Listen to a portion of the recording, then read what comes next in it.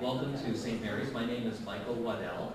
I am the current holder of the Edna and George McMahon Aquinas Chair in Philosophy, and it's my pleasure to welcome you to tonight's McMahon Aquinas Lecture.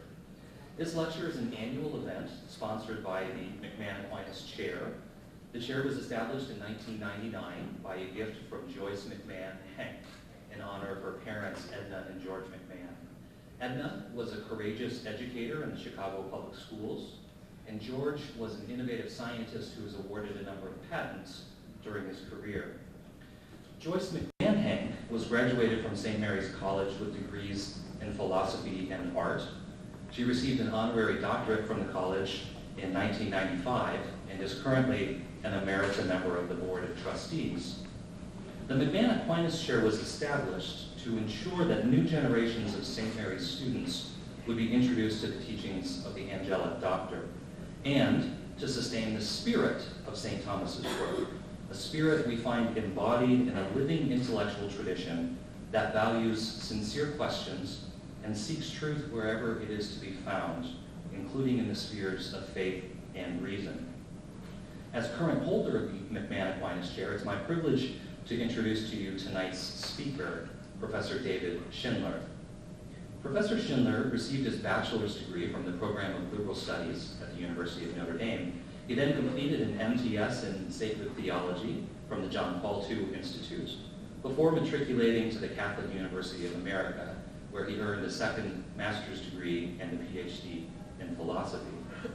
Professor Schindler began his teaching career at Villanova University, where I was privileged to be his colleague, before he returned to the John Paul II Institute for Studies on Marriage and Family at the Catholic University of America to take up his current position as Associate Professor of Metaphysics and Anthropology. In his relatively young career, Professor Schindler has published prodigiously. As an editor of Communio, he has translated over 60 articles. He's also edited 2 books and translated 12 works of German and French philosophy. Beyond this, he has authored in his own voice more than 40 articles and chapters and 4 books, including, in 2004, Hans Ur von Balthasar and the Dramatic Structure of Truth. In 2008, Plato's Critique of Impure Reason on Truth and Goodness in the Republic. In 2012, The Perfection of Freedom, Schiller, Schelling, and Hegel Between the Ancients and the Moderns. And in 2013, The Catholicity of Reason, which was awarded second place by the Catholic Press Association in its competition for the best book in theology. I must confess personally that I find the title of this latest work, The Catholicity of Reason, to be very fitting, not only because Dr. Schindler articulates a compelling Catholic view of reason in the book, but because in his writings as a whole, I believe that we find a mind that is capacious, generous, and Catholic in every sense of the word. I am therefore very pleased that we have Professor David Schindler here tonight to speak to us about love and beauty, the forgotten transcendental in Aquinas. Please join me in welcoming him to the podium.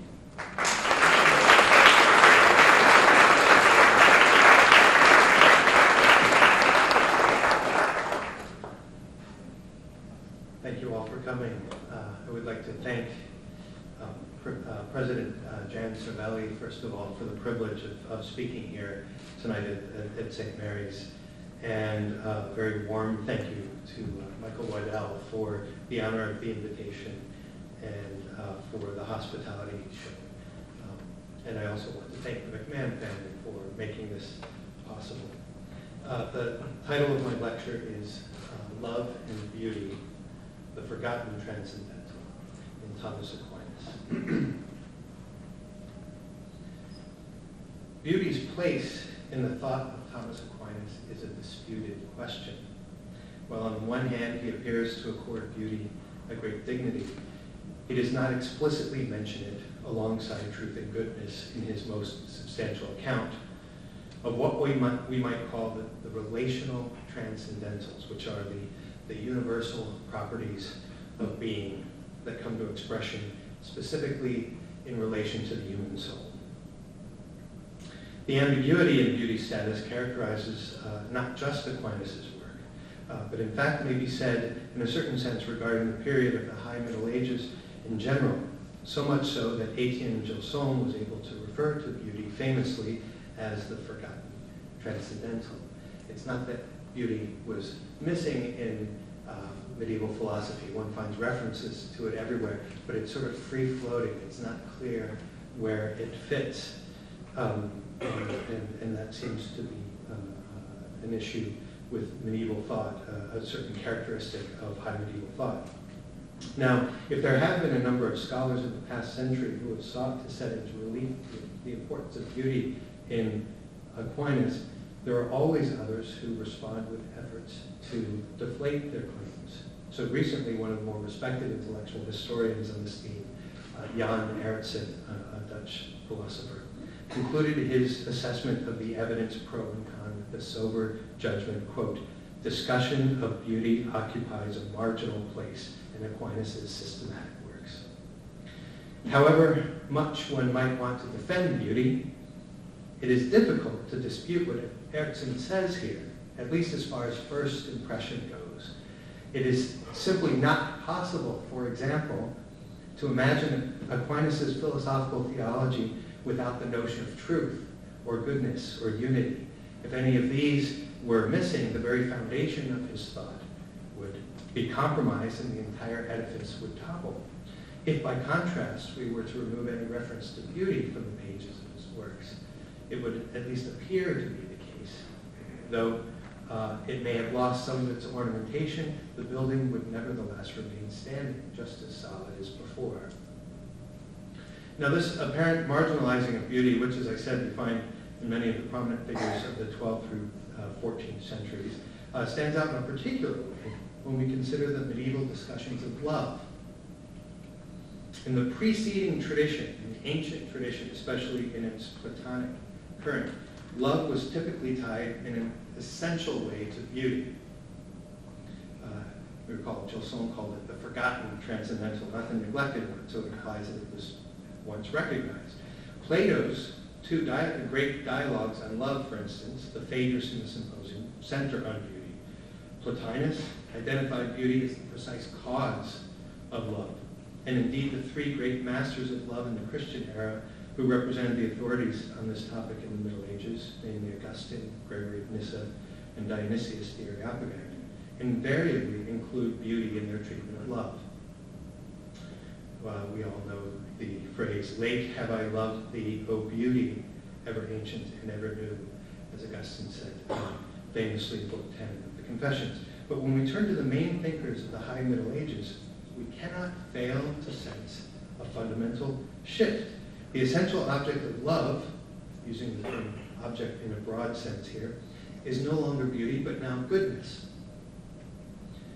To be sure, the ancient patristic thinkers also recognized goodness as playing a role in love. But one may justly say that for them, goodness plays this role, for the most part, by virtue of its kinship with beauty. Dionysius, for example, presents the divine name of love in his chapter on the good, but he does so specifically in the section in which he introduces the name beauty. In Aquinas, by contrast, goodness appears to stand effectively alone as the cause of love. In fact, he asks, is goodness the sole cause of love? And his answer to that question is yes. He raises beauty as an objection that this might be an additional cause, and his response to the objection is ambiguous, but it seems to be the case that he says that beauty causes love insofar as it's like the good. So it seems to reduce back. So the question we have to ask is why? What accounts for the shift?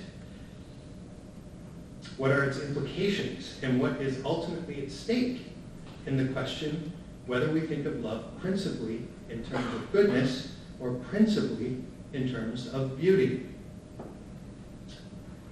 It would be far too much in a single lecture to try to answer all of these questions, especially since each one of them generates dozens more the moment we begin pursuing it, as I have discovered. My focus here, in any event, is not in the first place intellectual history, nor do I mean to mount a criticism of Aquinas, to set into relief deficiencies, or to try to to drive his thought into contradiction by isolating certain passages from his vision of the world more generally and compare them. Rather, my aim tonight is to dig out elements in Aquinas' treatment of love that point back to this ancient tradition. I will suggest that traces of this tradition remain buried deep inside Aquinas' thinking, in the core of it, really. And so while it is indeed the case that Aquinas explicitly, on the surface, replaces beauty's role with that of the good in relation to love, when we penetrate below the surface, we discover a profound connection with the older tradition, recognition of which turns out to bring out a novel dimension in the meaning of both beauty and love, in a way that I think really carries the tradition creatively forward. So my endeavor will proceed in 4 steps. First, I will sketch out very briefly Aquinas' conception of love. Second, I will suggest that although Aquinas characterizes love essentially as ordered to the good, his own way of understanding love does not fit this context especially well, I will suggest. Instead, I hope to show that there are many reasons to think that it falls more generally into the order of the beautiful. In the third part, I will indicate how associating love with beauty in Aquinas helps resolve a number of difficulties that otherwise emerge in his conception of love. And conversely, how this association grants a new weight to beauty. And then finally, in the last part, I will propose that the question of whether love is a matter first of goodness or first of beauty has implications that go far beyond the problem of interpreting Aquinas properly, but bears on how we think about both love and beauty more generally, in fact, how we experience them. It seems to me that read in the way that I will propose, Aquinas offers profound insights that deepen both our understanding and therefore also our experience of love and beauty.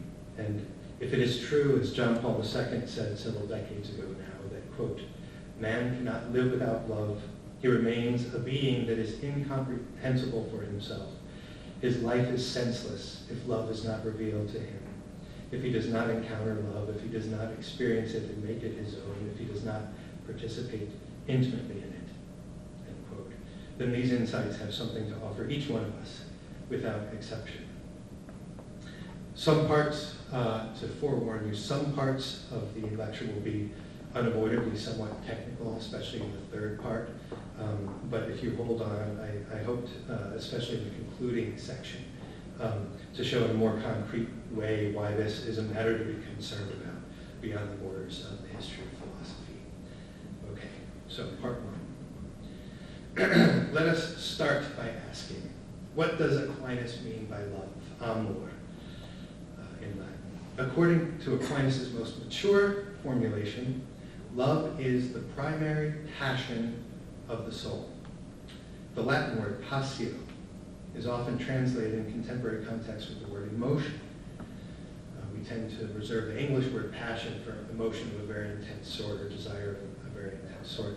But when we translate passio as emotion, it seems to me that what gets, if not altogether lost from view, at least somewhat clouded, is the root meaning.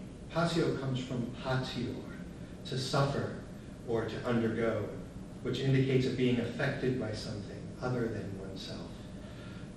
In classical thought, the passions, or pate in Greek, were the various ways an individual could be directly affected by the things he or she encounters in the world, or it. Animals in classical philosophy have passions too. By saying directly, I mean to indicate the kind of immediate impact that physical or sensible things have on us. When we come into contact with a physical thing that has significance for our bodily life, something that will satisfy our nature in some respect or else threaten to do violence, we do not simply register that fact like a detached spectator or disinterested third party. Instead, we are moved by our perception of such a thing. It provokes a bodily change within us, whether subtle or overwhelming.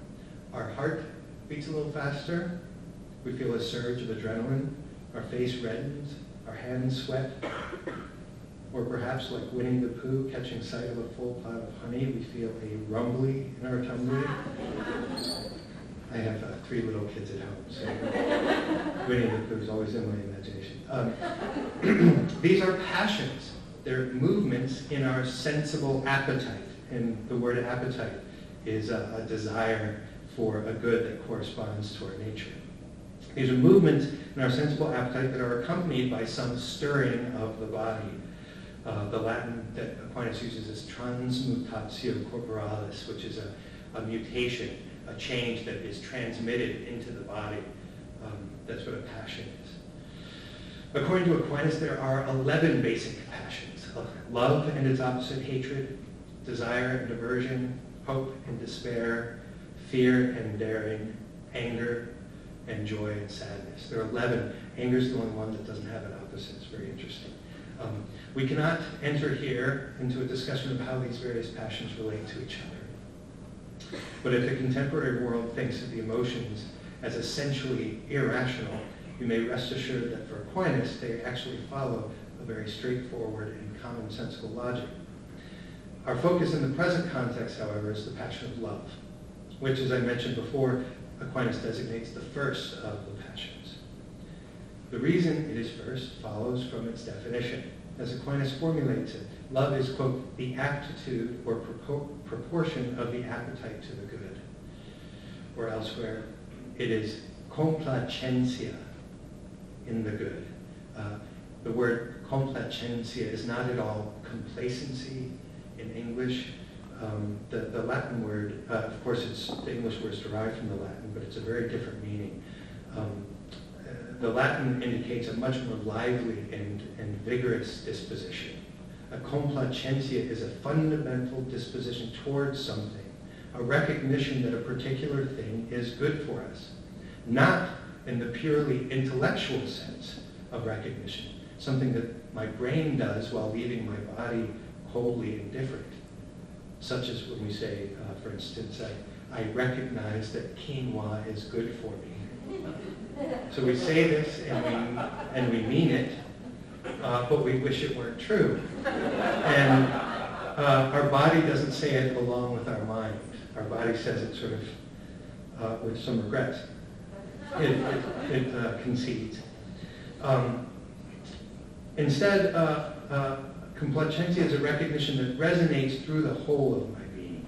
It is a passion, after all, and so it involves a stirring of the body. To have complacencia for a particular thing is to say, and at the same time to feel, I want this. I know that this will bring me happiness. Once we understand that this complacencia, this recognition that a particular thing is good, is what love is, it becomes obvious why love is the first of all the passions. Every other passion presupposes love, which is to say it presupposes a disposition towards something as good for us. I hate something, for example, only because I take it to be opposed to what I regard as good for me. I hope to receive something I regard as good for me. I take joy in something toward which I am disposed as good for me, as satisfying my nature, and so forth. Now, Aquinas says not only that love is the first of all the passions, but in another context, also that it is the first movement of the will.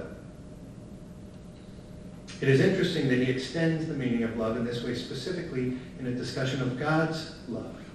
God as creator, as the transcendent origin of the world, as absolute first cause of the universe, and therefore as pure spirit and pure actuality, strictly speaking, has no passions, because he has no body. Aquinas is making this observation in part 1 of the Summa, prior to discussion of Christ in part 3, which brings up interesting questions that I can't really address here. And in any event, I'm going to be modifying in a certain sense the way I propose to think about love. In any event, if we may speak of God's love, which we obviously must do as Christians, since this is not an incidental part of Revelation, it is not because we think of God as undergoing a bodily change, but rather because of the specific difference expressed in the definition of love, which distinguishes love from all the other passions. God loves, and indeed most perfectly, because he is perfectly disposed toward the things he created as good. But this extension of love beyond the sphere of the passions in his discussion of God allows us in turn to think of the human will in terms of love. Aquinas defines the will as an intellectual appetite. To understand what he means by this phrase, it's crucial to note that the word appetite in the scholastic lexicon does not mean simply hunger, as we would normally mean it. Instead, it simply means a movement towards, and this is going to be really crucial for the argument that I'm making. Appetite comes from the Latin ad petere, which is ad. It's a seeking, a movement towards, coming out of oneself towards something. That's what an appetite is. What distinguishes the intellectual appetite, i.e. the will, from the sensible appetite, which is the seat of the passions, is that the will represents a dimension of our attraction to goodness that transcends the merely sensible or physical level. In our acts of will, we may be disposed bodily by our passions, but the will is not ultimately determined by that bodily disposition. We are capable of pursuing a good that conflicts with our sensible desire. We may, for instance, force ourselves to eat quinoa. But we nevertheless can do so only because and insofar as we recognize that thing is good for us. It's something that will bring us happiness, even if it brings us some bodily discomfort along the way. It is in this sense that love, the recognition that something is good, and the positive disposition toward it as such, precedes every act of will, just as it precedes every physical desire.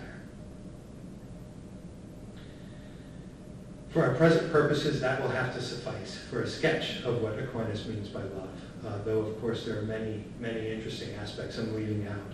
His discussions of friendship, of charity, of the Holy Spirit as love, and so forth. But having in any event explained the nature of love in its most rudimentary sense in Nuce, I would like now, in part 2, to offer a couple of reasons to think that love does not fit as well into the order of goodness as it does into the order of beauty. I just said that love precedes every act of will and every desire. Or to unify this point, it precedes every act of appetite.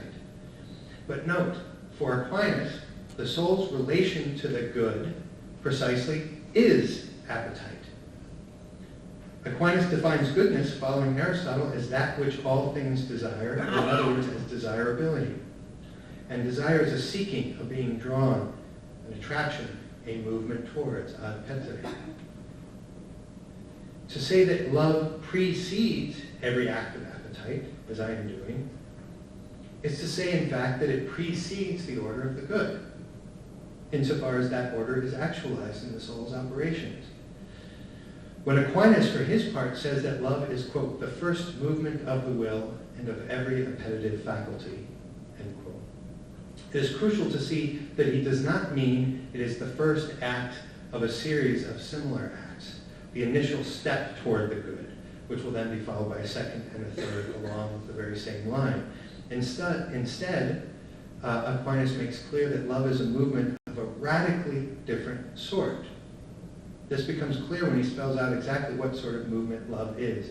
In Article 2, question 26 of the Prima Secundae of his Summa, Aquinas draws on John Damascene to raise a possible objection to his own characterization of love as a passion.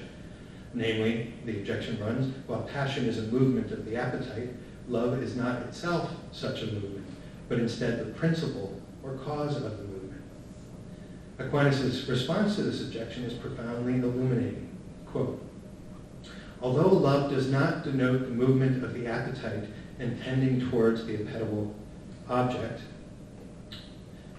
yet it denotes that movement whereby the appetite is changed by the appetible object, so as to have complacency therein. Right? That's actually a crucial sentence that my whole argument is really turning on. So we recall what complacency means, this positive disposition. The reason I'm describing this as a movement of a radically different sort is that it turns out to be in the precise opposite direction of all of the other movements of the appetite. As we have seen, appetite denotes the soul's movement towards an object, a pursuit. Love, by perfect contrast, is, as it were, the object's movement toward the soul. It is the soul's being changed by the object. To spell this out more clearly, in appetite, we seek something that corresponds to our desire, something that will thus bring it satisfaction. In love, again, by contrast, the object is not measured against our desire, but rather our desire is made to fit the measure of the object. The word that Aquinas uses to describe this is cooptatio, which is kind of a tuning of the soul to a particular thing. As Aquinas puts it in love, quote, the appetible object gives the appetite a certain adaptation to itself, which consists in complacency in that object. And from this follows movement towards the appetible object. Love is thus an immutatio appetitus appetibuli, which we can translate as an inward transformation of desire that is brought about by the desirable thing.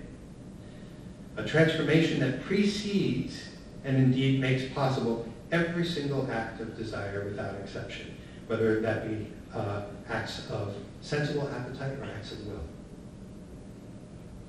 Because it is not the soul's movement out to the object, but the object's acting on the soul, so to speak, we can say that love has an essentially ad intra or receptive character, which distinguishes it from the externally directed acts of appetite in general, which Aquinas says tend towards goodness in things, in rebus, and takes the rest therein. This makes love a curious paradox. On the one hand, love is all about the appetite. In Aquinas' words, quote, love pertains to appetite, he says very clearly, which, as we have said, indicates precisely the soul's relation to the good. But on the other hand, as an essentially receptive movement, love seems to be much more similar to the act of intellect, or the faculties of perception and apprehension more generally, which Aquinas characterizes precisely as a taking in of the object, as opposed to the movement towards it. While the act of appetite comes to rest in the thing, the act of intellect comes to rest, terminates in the soul.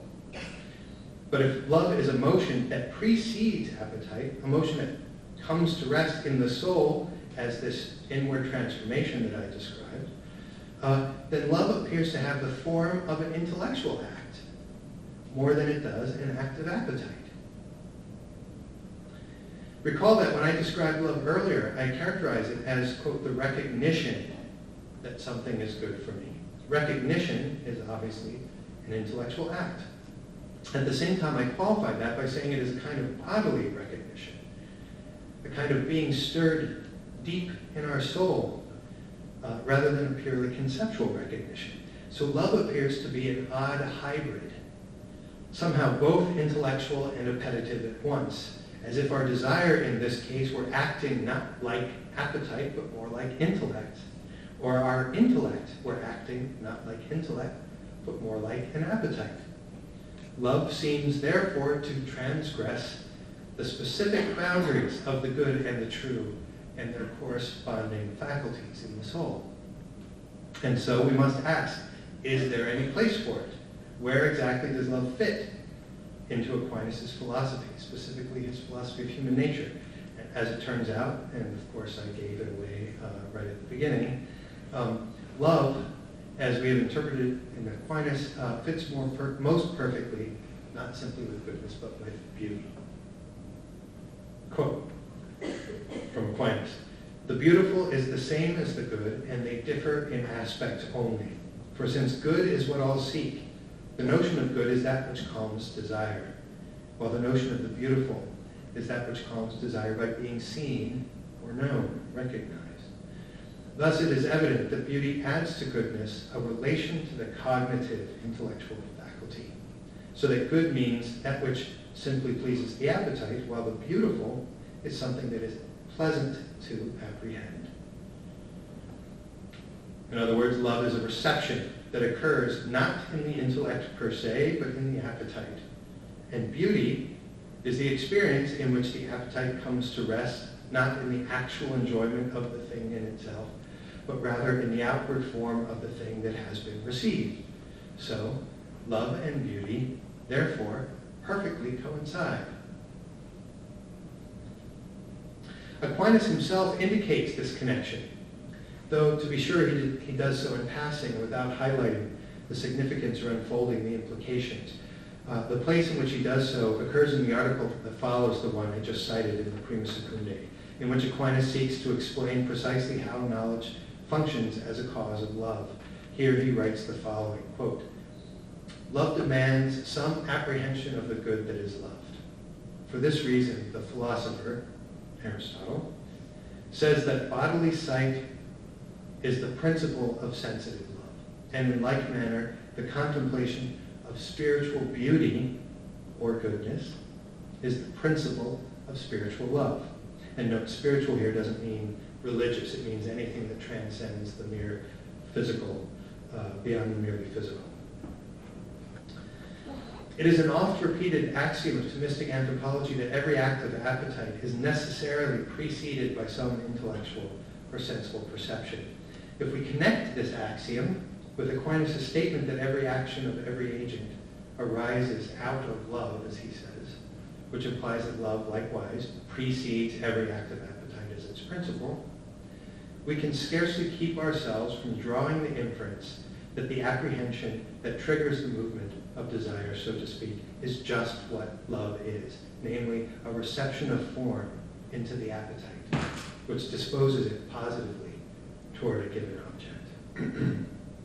And insofar as this being disposed is a movement that comes to rest in the appetite, this occurrence can be described only as a delight that occurs in the mere apprehension of an object, independently of a direct, tangible enjoyment of it, or to put it in less technical terms, as an experience of beauty. Given Aquinas' own characterization of love, it turns out to be the proper correlate, not of goodness simply, not of truth simply, but of their transformative coincidence in beauty. Part 3. This is where things get a little technical, a little more technical. But it's fairly short, and just hold on, because I think all this technical, all these technical distinctions have a very concrete point, which I'll come to at the end. So, part 3, to strengthen this proposal that we recover in Aquinas, the ancient tradition that roots love and beauty. Let us consider how this recovery would help resolve a number of potential problems in Aquinas' interpretation of both love and beauty, and indeed to resolve them in what seems to me at least to be a rather elegant fashion. Because of the shortness of time, I'm just going to list a number of issues that I think require some resolution in Aquinas' interpretation of love. And I want to point out, I don't mean to identify these as direct contradictions. Some of them approach contradictions, but they nevertheless are tensions that one finds in the text, simply reading Aquinas' description of love. So I have 7 here, some of which I've already mentioned, but it's worth gathering them up in a summary fashion here. First, as we have seen, Aquinas presents love as pertaining to the appetite, but while the movement of the appetite terminates in the good in things, the movement of love terminates in the soul. This seems like it's a contradiction, as I pointed out. Second, Aquinas defines love as a passion, but at the same time he distinguishes between amor concupiscentiae, the love of desire, which is the more properly passional kind of love, from amor amicentiae, love of friendship, which is precisely not a passion, insofar as he says it's a sharing of actuality rather than a change. And given that distinction, he identifies the love of friendship as the proper sense of love. So the proper sense fits the definition only analogously, and I think that's odd.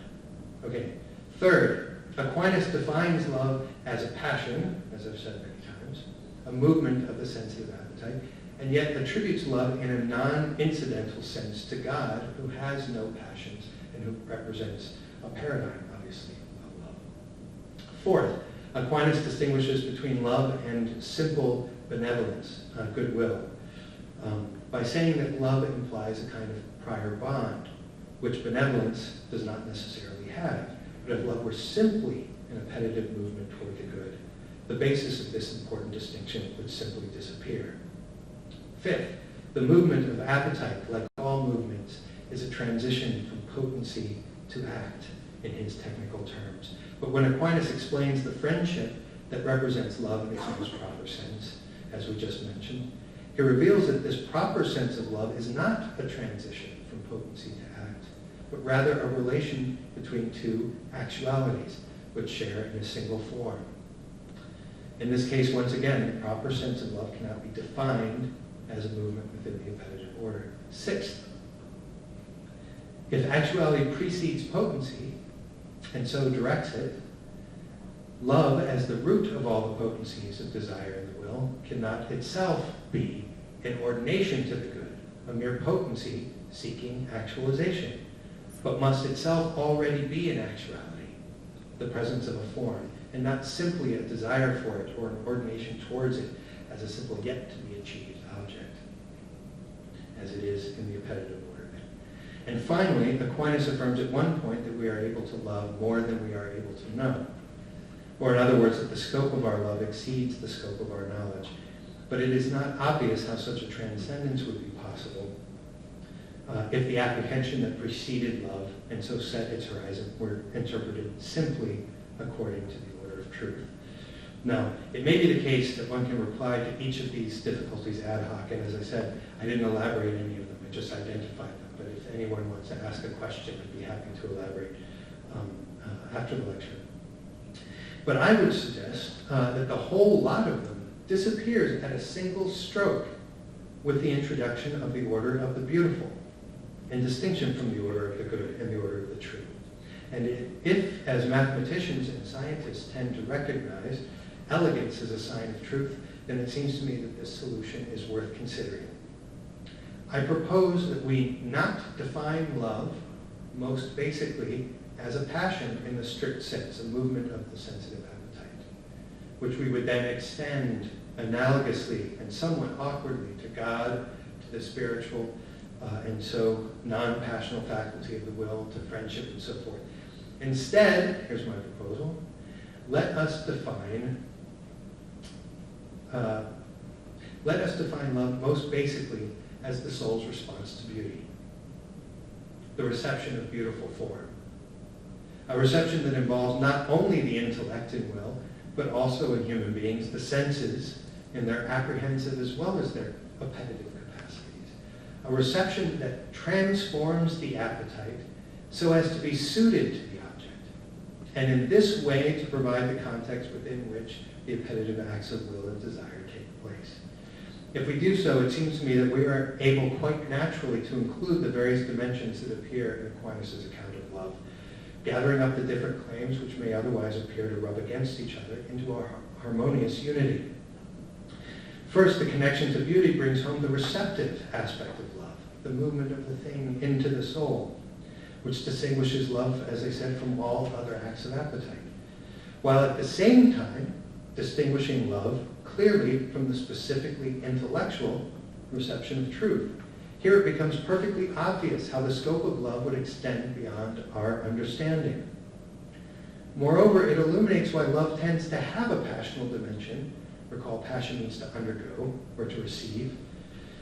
To have this dimension in beings capable of passion, while at the same time it does not exclude the properly spiritual act of affirmation that we see most perfectly in God, in his acts of creation and redemption, but also in the human acts of will. And finally, if beauty is a reception of form that comes to rest in the apprehension itself, as distinct from the satisfaction of the appetite per se, this experience may be said to establish the actual context, not just a potency for it, but an actual context within which acts of appetite take place. It is clear in this case both how love would be distinct from mere benevolence, because it's a unity from which one acts, and how it would not represent the transition from potency to act, but a sharing of actuality, which precedes all such transitions and gives them order, as act precedes and orders potency. The various tensions that I enumerated in Aquinas' understanding of love disappear the moment we reconceive love as a response to beauty. As for the problem of beauty itself in Aquinas, we face the dilemma that many scholars have noted, and to which I alluded at the outset. On the one hand, beauty seems, for a variety of reasons, to warrant inclusion on Aquinas' list of the transcendental properties of being. On the other hand, when Aquinas presents his most detailed and extensive account, as I mentioned, he does not mention beauty. Now, against those who would take this silence to imply exclusion, Professor Michael Waddell has drawn our attention to a point that is often overlooked in this debate. Aquinas does not claim in his exposition to be offering a definitive list of the transcendentals, but instead describes them sufficiently to bring to light the nature of truth. The exposition in the De Veritate, where this passage occurs, is, after all, in response to the question, what is truth? And not in response to the question, what are the transcendental properties of being? But this very correct observation challenges us, who would want to include beauty on the list, to find a fitting place for it in Aquinas' account. Aquinas may not explicitly exclude it, but it is also not obvious where one might find, you might say, a hole in his account that's big enough to fit beauty into it. To defend beauty's status as a transcendental property requires that we complement the negative argument that silence does not imply exclusion with a positive argument that would make clear specifically what contribution beauty does make to our understanding, both of being and of the human soul that corresponds to being in its very essence, such as Aquinas presents this in the De Veritate. And here we might consider another one of Professor Waddell's arguments in an essay that I highly recommend to you, Integrating Beauty. You can ask him for the bibliographical reference, where he demonstrates that beauty integrates the intellect and the will. It integrates thought and appetite, goodness and truth, and final and formal causality. And it seems to me that that argument that he makes there is an indispensable piece of the puzzle. To put what I think would be a final seal on that effort to find a place for beauty, seems to me that a stronger argument could hardly be made than to show that beauty is the essential correlate of love, as distinct from the goodness that correlates to appetite simply. Not only does this correlation elevate the significance of love in a manner that fits Aquinas' thought well, since he's a Christian and not just a commentator on Aristotle, but this account makes love more than just a moment in the soul's satisfaction of appetite. Instead, it's a complete perfection already in itself. The correlation, moreover, establishes a foundation for what we might say is the irreducible distinction of beauty from the good. Those that deny the transcendental status of beauty, like Erickson mentioned at the outset, argue that beauty is at most an expression of the subordination of goodness to truth in the soul's normal operation. But if beauty transcends the appetitive order in the manner I've suggested, the connection between goodness and truth that it represents turns out to be not a mere moment, but a complete event in itself, with its own proper potency and actuality, its own principle and terminus, distinct from the act of intellect in relation to truth and the act of will or appetite in relation to the good. Beauty turns out in this case to be an essential dimension of the meaning of reality. And if this is indeed the case, there are serious consequences if it is neglected. If we recognize the connection between beauty and love, we see that beauty cannot be removed from the edifice of Aquinas' thought any more than goodness or truth, without the whole thing crashing down.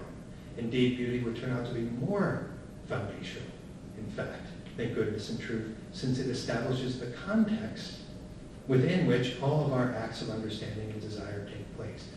Every agent, as Aquinas says, a quotation, one of my favorites of his, every agent, whatever it be, does every action from love of some kind, which is to say that every action is ultimately a response at some level to beauty. So, finished with the very technical section, and on to the more concrete, my final section for here, and I'll try to suggest what implications this has for our own experience.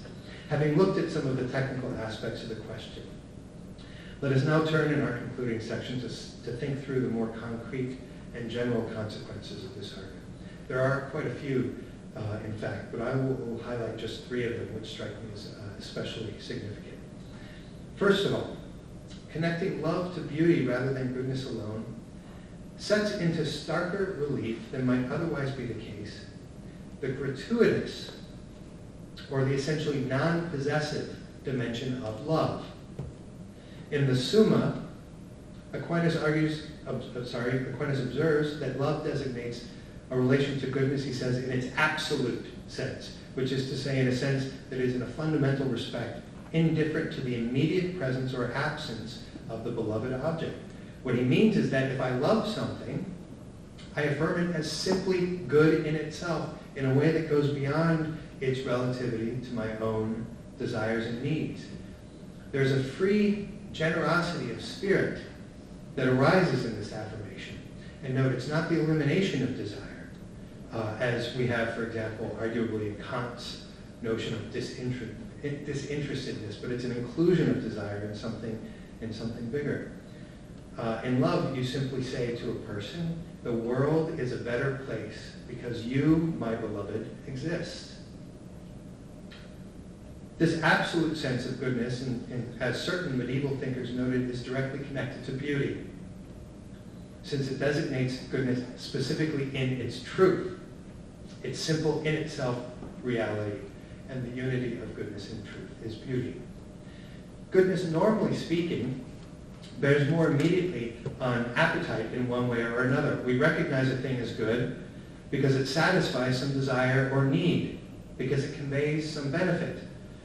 When we think of goodness in this way, we think of a thing as being good for me, being useful to me, serving some purpose that I have. All of these forms of relativity to appetite are, of course, indispensable at some level. And I don't mean to disparage or demonize this aspect. I think that seeing it as something good for me is essential.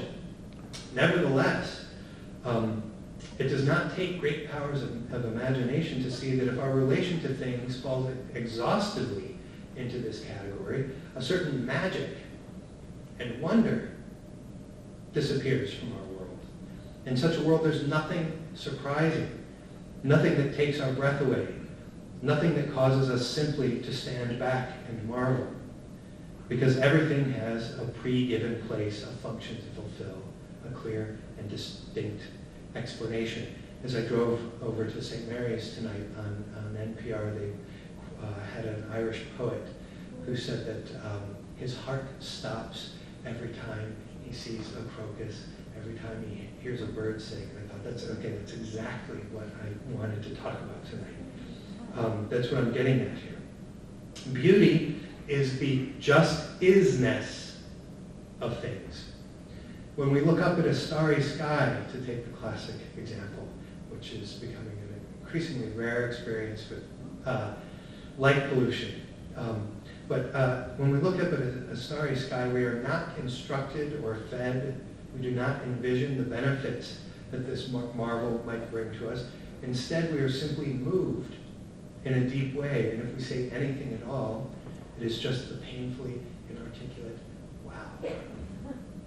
This being moved is precisely the coaptatio, the complacencia that constitutes love, according to Aquinas. Now, if we were, this is a really crucial point that I want to make, if we were to interpret love as the first step inside the appetitive movement toward the good, we would take that experience that I just described as a being poised to satisfy my desire. But if we think of love in terms of beauty, this being moved is my resting in the simple affirmation of the thing as I behold it.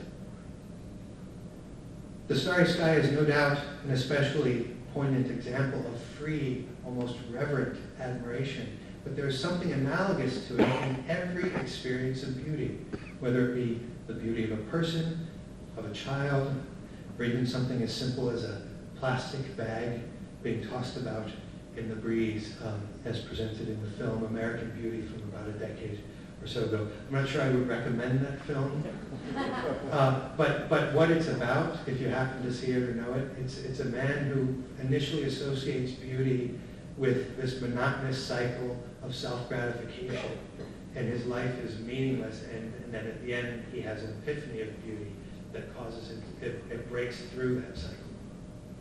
The movement of the reception of beauty is not first an appetitive movement towards a desire or pursuit or seeking, but rather a stepping back that lets be in simple gratitude.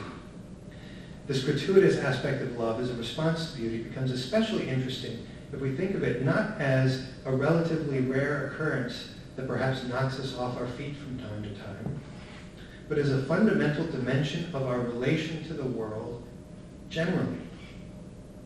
As we have seen, Aquinas says that every single act by any agent whatsoever is done out of love, ex amore. If love is a response to beauty, as I've been proposing, this means that at the core of everything we do, even if we are unconscious of it, lies some experience of beauty, a glimpse of the gratuitous and wonderfulness of reality that displays itself before us and invites us in. We can't pursue this in any detail here, but it would be quite fruitful, I think, to reflect on the shape our action would take if we recognize in a more serious way this moment of gratuity that lies at its root. We would no longer, in this case, be able to reduce the sense of action simply to the rational pursuit of self-interest, as is so often the case in the contemporary neo-Darwinian vision of man as the animal that has turned the natural drive for self-preservation into a rational project, a political order, and a global economic system. Instead, we would see that there is a reference to the other beyond the self, a fundamental receptivity at the very heart of all of our desires, and that what characterizes desire as such is an interest that necessarily transcends mere self-interest, which means that everything we do has a dimension of gift as much as desire, receptive generosity as much as calculated self-seeking. Second, so all that was one first. Second, in addition to the note of gratuitousness that the linking of love to beauty introduces, this connection also reinforces the proper place of reason or intelligence in love. It may be that beauty defies simple explanation in the sense that it refuses to subordinate itself to some instrumental purpose, but this does not make beauty, and therefore its correlate love, irrational. Instead, as Plato showed at the beginning of the Western philosophical tradition, love is not irrational, but supra-rational. It is not less than reason, but more than reason, which means that it includes reason even while transcending it.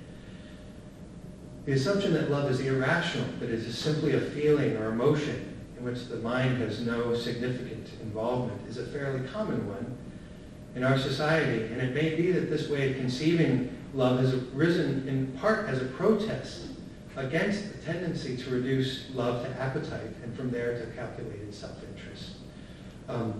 In that sense, this notion would represent a desire to recover some of the magic that I mentioned above. But it seems to me that this protest inevitably ends in self-defeat. The more that love is conceived as an irrational feeling, the more it allows itself, in fact, to be reduced to a sort of animalistic drive for gratification. The more it's conceived as an irrational feeling, the more it allows itself to be so reduced.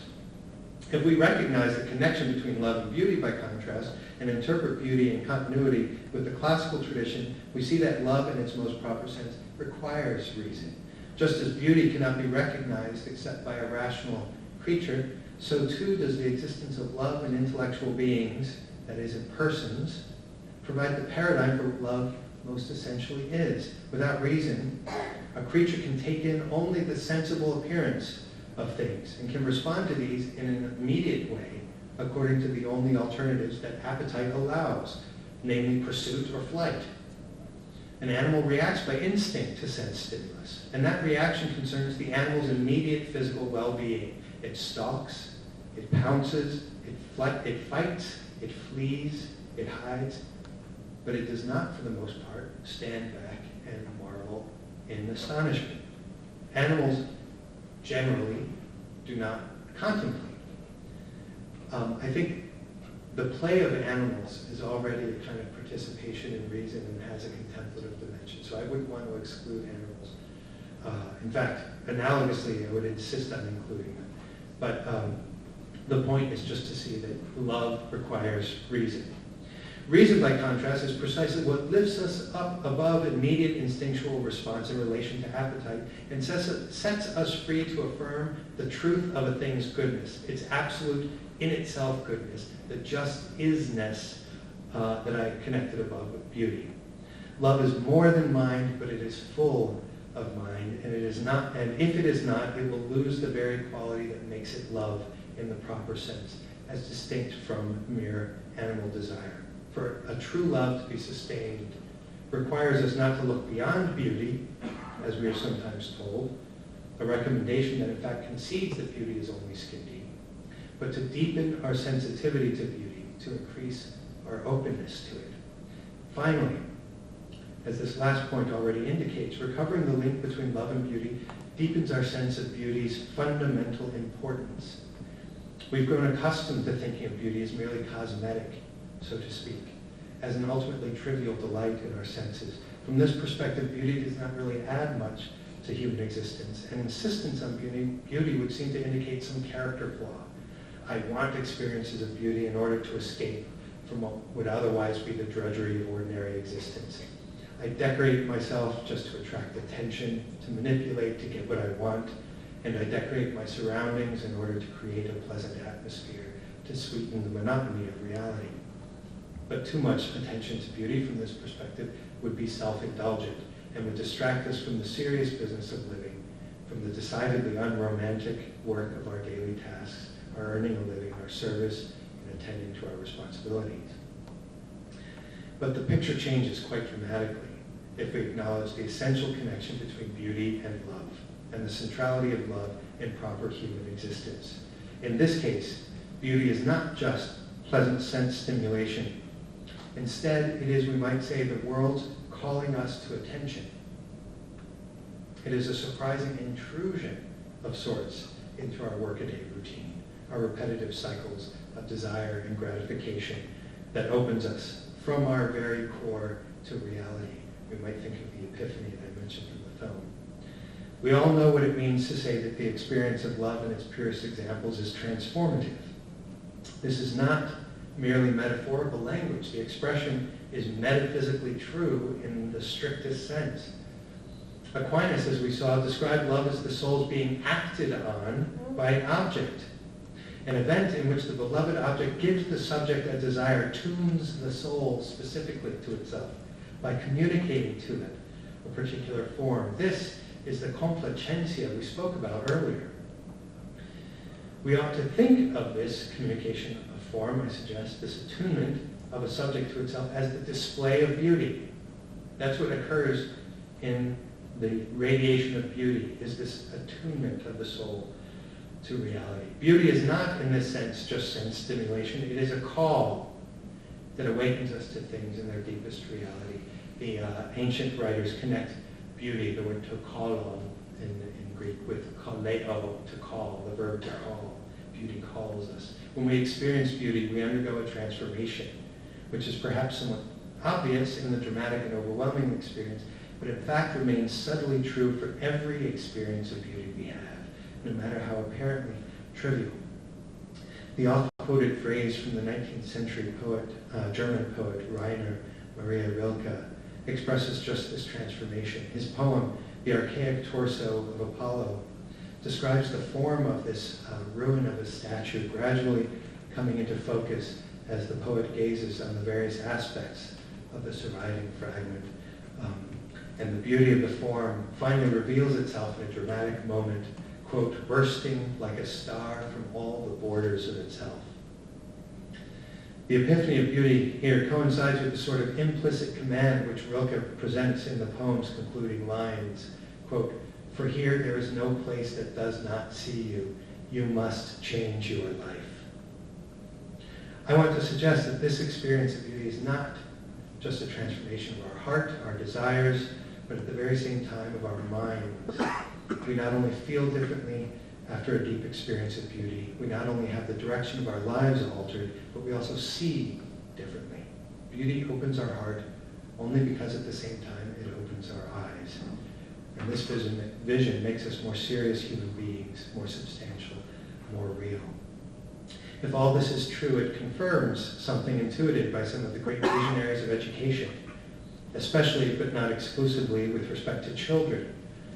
From the past century, we can think of names like Maria Montessori, Rudolf Steiner, John Dewey, Charlotte Mason. From the previous century, I would put on the list the one I esteem myself the most, Friedrich Schiller. In their very different ways, these thinkers recognize that the experience of beauty lies at the foundation of education. It is beauty that generates love by opening us up to the world and its truth and goodness. And so we could quite plausibly argue that beauty is central to any properly human endeavor at education. When we experience beauty, we are not just gratifying our appetite, we're being informed. We are taking in the form of things as they communicate themselves to us in their appearances. This reception of form, with its attunement, deepens our understanding of the world, not through the acquisition of knowledge or skills, but through the development of a receptive space in the core of our being, rendering it a place of hospitality, so to speak, that allows us to welcome in all that we do learn, to give it its proper place, and to be ourselves changed as a result. In this respect, we need beauty to deepen and fructify our love. In conclusion, we may now return to the starting point of our lecture and see that what is at issue in the question of the forgotten transcendental is much more than a question of intellectual history. In the end, it does not matter whether or why or under whose influence the principal thinkers of the Middle Ages seem to have departed from the classical tradition. In certain ways, by marginalizing beauty and conceiving love more exclusively in terms of the appetitive order of goodness. What matters finally is what is true, and what this implies for our self-understanding, but also for our understanding of the world in general, still today. In this regard, the insights Aquinas offers into the precise nature of love and also the meaning of beauty are indispensable and bring out features of the classical tradition that might otherwise be buried. It is my hope to have indicated, however modestly, some of the potential fruitfulness of connecting what he says about beauty and what he says about love, and perhaps to have awakened some genuine admiration both for this great medieval thinker and also for the great tradition that speaks through him, and so manages still today to say something essential to us. Thank you.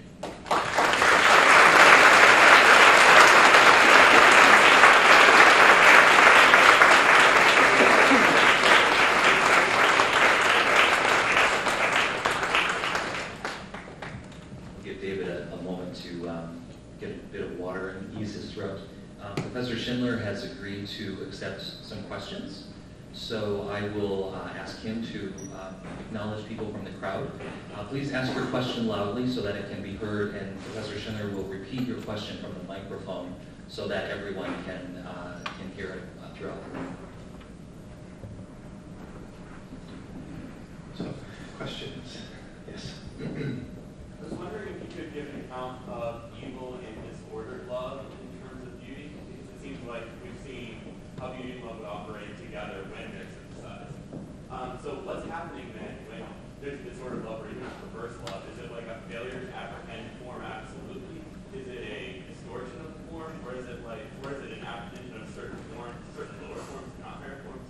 What's going on? So the question is, given this account of beauty and love, how does one explain evil, a misuse, a bad love?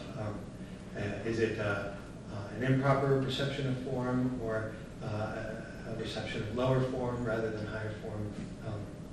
Which is a very interesting question. And I don't think there's a single answer to that question. I think it would be there'd be quite a number of levels to that. Insofar as beauty has this, insofar as it in a certain sense precedes, and my argument is that the experience of beauty has a certain primacy to it, which precedes the direct, explicit use of intelligence and will. There's a sense in which we don't have control over it. And I think we all have that experience when we're struck by the beauty of something. There's something about it that takes us by surprise. And that control, in a way, lack of control, opens up the possibility for disorder, it seems to me. It could be that our receptivity to form is limited, so that we only appreciate physical beauty. But I find it's very interesting. Typically, when we do that, we cease to use the word beauty, and we use some other word to describe an attractiveness that we want simply to gratify desire, or something like that. But if it's the case that beauty, it's precisely this experience as a perfection itself that opens up freedom, our free interaction with things, then by that very same token opens up the possibility for a misuse of freedom. Yes? So if I'm saying it correctly, correct me if I'm wrong, love has this passive aspect where it's like we're receiving the reality of something, the essence of it, and are moving towards it. Can you relate this to God and sort of it's like this active, self-sacrificial concept of God? The best. So the question was this sense of love as being passive, in the sense of reception of the beauty of form. How would that relate to God, and can you connect it to God's sacrificial act of self-sacrifice in the incarnation, crucifixion, redemption, the order of redemption? To answer that question, I have to say that the very best thing to do is to read Dionysius the Areopagite, book 4, section 10 and 13 especially. And it's an extraordinary moment. He describes, so a strange thing is, you might say, God doesn't receive from creatures, but as a creator, it's a purely unilateral relationship. And there's traditional interpretations of classical metaphysics that strongly emphasize that unilaterality in the relationship between God and the world. But what Dionysius does there, and it's precisely in terms of beauty, and then eros, love, as response to it, he describes God's act of creation as, in a certain sense, his being moved by the beauty of the world to create it, so that even God, in some radical way, is drawn out of himself to create the world. And one has to qualify that with all due senses of an analogy and so forth, and recognize that not precisely as a sign of perfection rather than an imperfection. But it seems to me that's not difficult to do, to enter those qualifiers. And there you see a very powerful sense of this canonic movement towards the world that lends itself to an interpretation of the incarnation and the order of redemption. Thank you. Yes? Following up a little bit on that, I wonder if I can push you towards more theological effects of what your thesis is. And I'm wondering how your thesis relates to questions about God's beauty. And when Aquinas talks about even the scars of Christ on the cross as beautiful, he says Mary surpasses all creatures in her beauty. So how do those more theological uses of beauty fit into what you're saying? Yes.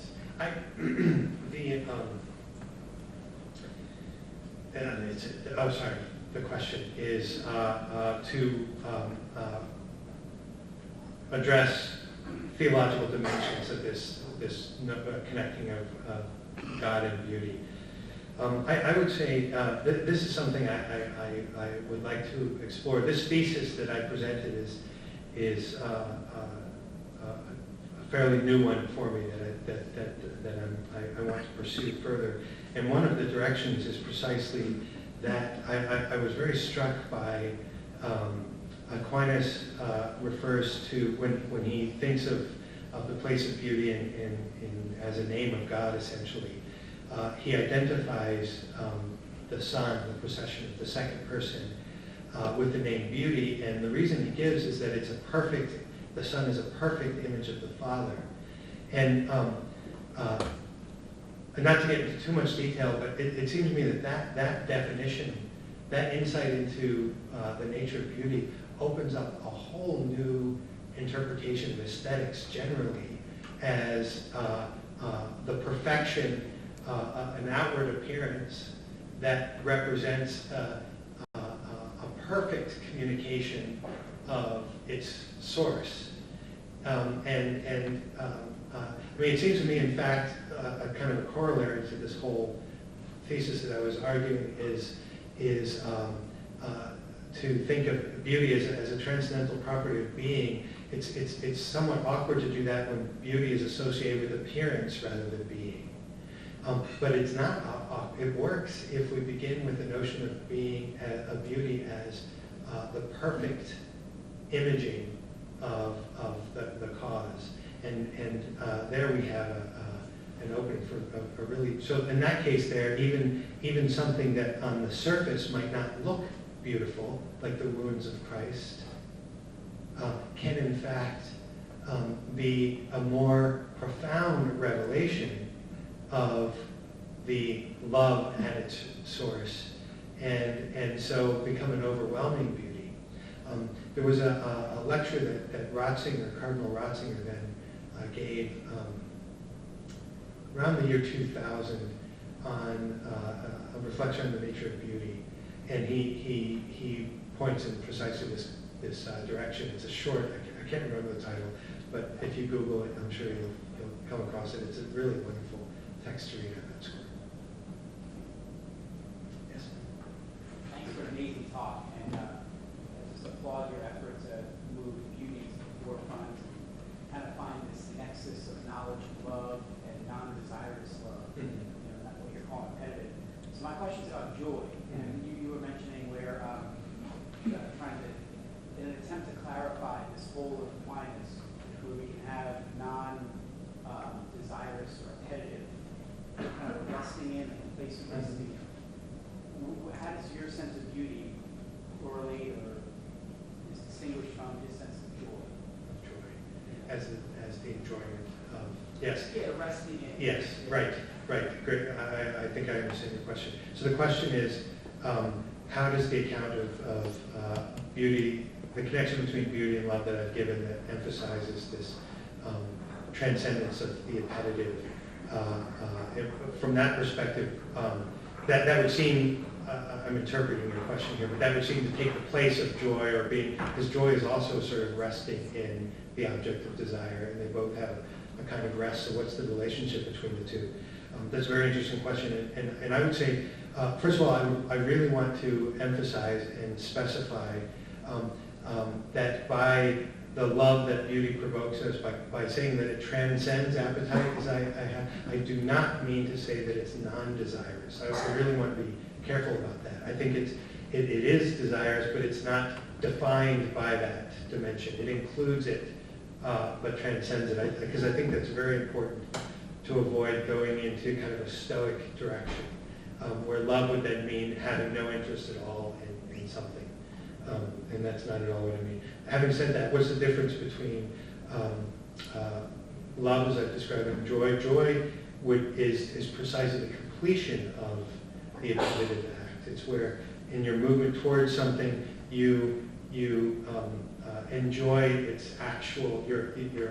It's a consummated desire, you might say, that is joy, and that's what would distinguish it from, I would suggest, love, as I've described it in relation to beauty, which is it's not yet consummated. It opens up the possibility for that. But nevertheless, it seems to me if you interpret love in these terms, to say that it precedes the act of appetite doesn't mean that it comes first. It undergirds the whole thing. So every dimension of the appetitive acts, the desire, the consummation, the joy, all of these become expressions of the love that undergird them. So one could say that the joy becomes a special expression of love, even though it's expressed in the order of appetite as distinct, I would suggest, from the order of love, which is not a typical Thomistic way of doing it, but I was trying to make an argument on behalf of the church.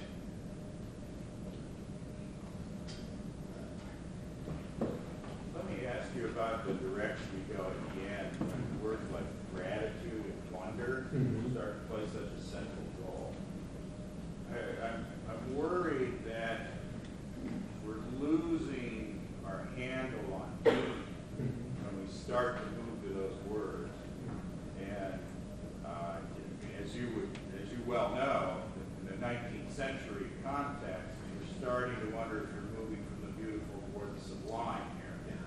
So that when you start to give us a sense of a response to beauty as undergirding all human action, all movements of the will, but then you move from a vocabulary that's beauty-centered to one that's gratitude-centered, I don't see that anymore as primarily a response to beauty.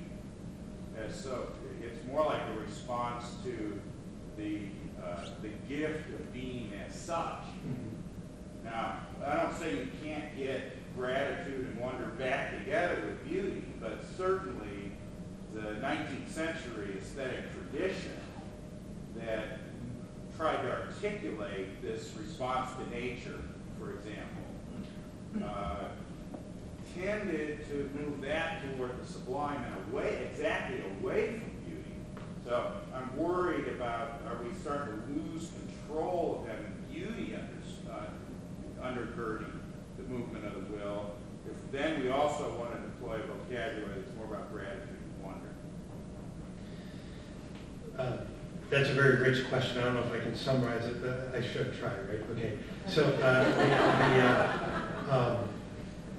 the question is whether the description that I offered of the experience of beauty fits better with the category of the sublime in 19th century aesthetics as distinct from the category of beauty.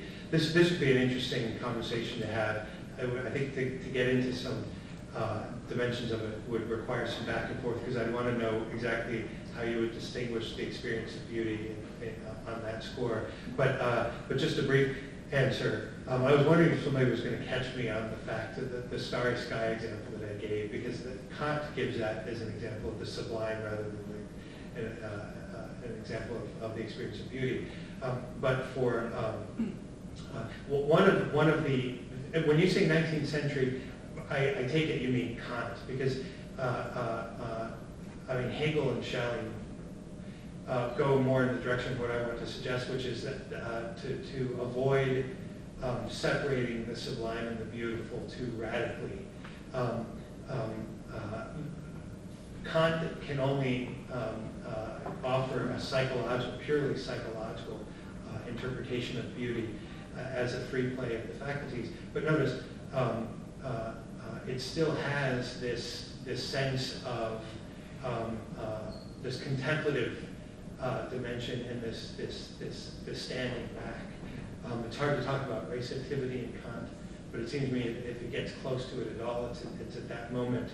And all of those things I would want to describe, I would say fit the category of gratitude and wonder.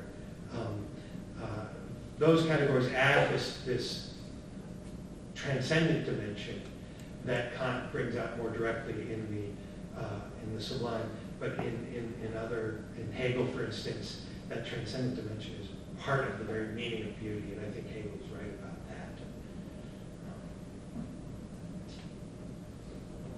One more question, Sarah? Okay, I want to go back to the theological, or at least use the theological question sort of as a motor with respect to making a point. I think it's no accident that when one is talking about the beauty of God and the beauty of Mary, one can sort of add to this the beauty of a human person, the beauty of a human body, and all of a sudden sort of one is redundant, and one's redundant in the Paradiso. And that obviously sort of shouldn't come as a great shock, sort of since what he's going to do sort of is on one hand repeat, and another hand develop, and another hand absolutely exaggerate. But exaggerate, it turns out, kind of in the direction which you're going. You said that your obligation to yourself, your task, is to, on the one hand, bring these theological objects, we'll kind of stick for the moment to Mary's sort of God, with respect sort of to this revisioning of Thomas, right? It's in line of Thomas, but your Thomas in this instance is a Thomas who's not going to say solely on the appetitive, is going to have sort of this receptive dimension. And this receptive dimension, you said, would also liberate the tradition which he orchestrates. That is, it's going to bring sort of forward Augustine, who's more nearly going to talk about beauty. He's going to bring forward Dennis, who's more nearly going to talk about beauty, and so forth. But of course, if that's your task, you actually then sort of there have a particular production in medieval thought, which performs all those operations for you, right? I want to suggest on the theological objects are precisely the theological objects mentioned. The actual revision, someone said that Thomas sort of, rather that Dante sort of puts, if you like, Thomas's metaphysics sort of into Tessarima. Of course, he's doing a much more sophisticated theological task on that. Actually, I would suggest to you, he's done precisely what you demand of yourself. That is, that the Paradiso is about beauty, where beauty is dispossessive, like the term that you often use. It also will search out these particular objects, but of course there's a therapy and pedagogy, so there's no of us away from the appetitive. So all of it is performed, and it's performed under the obligation of the free-floatingness of beauty, so that which will be one transcendental among others, and this particular purpose, poetic purpose, will be the transcendental, which will integrate all things. So I don't want to make you historical again. You're making a contemporary proposal for all of us. But it might not be the worst place to start, to see actually that someone sort of has brought together sort of the particular aspects of sort of your interrogation and provided us with an answer. Thank you. I don't know if I can summarize that, but in a way it's not a question, but a suggestion. That's right. And the suggestion is, hasn't Dante done all of this already? Not quite. But I'm oversimplifying. A template for the kind of thing. Yes, and that's an excellent point. It would be very interesting to go back through Dante and see him as carrying forward the tradition that I'm trying to recover in a way more explicitly and directly than in Aquinas. That's a great suggestion, and I thank you for it.